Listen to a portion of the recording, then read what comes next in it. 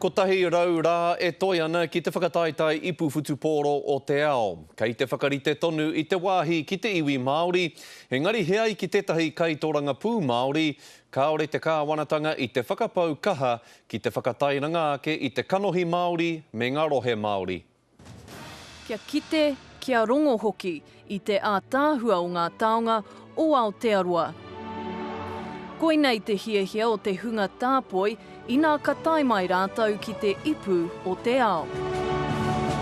Nō reira, he aha te mahere Māori a te kāwanatanga.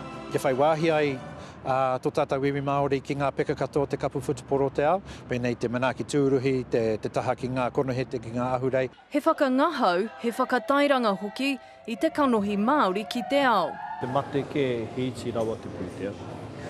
Tuarua, hoi nāno te me tino rango nana ki te ana ko te pahu mai pōneke. Rawa no kia kitea pēhea rānei te hanga me te tū o ngā kaupapa kei ngā rohe. Heoi, e mea te ana hei ngā wiki tata nei, ka pānui tia mai e te minita Māori ko ngā ingoa o ngā marae o ngā rohe kai te whakamanuhiri i ngā kapa whutupōro.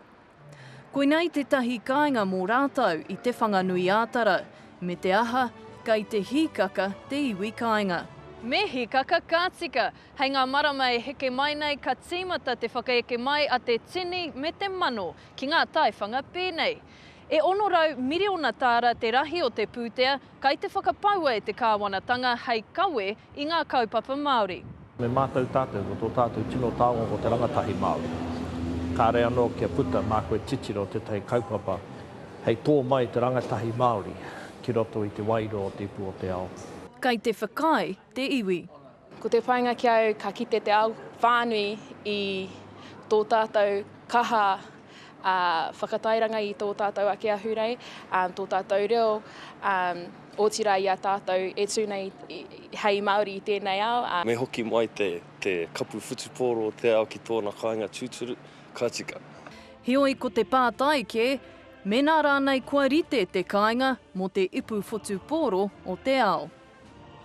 Jasmine Pearson, Te Karere.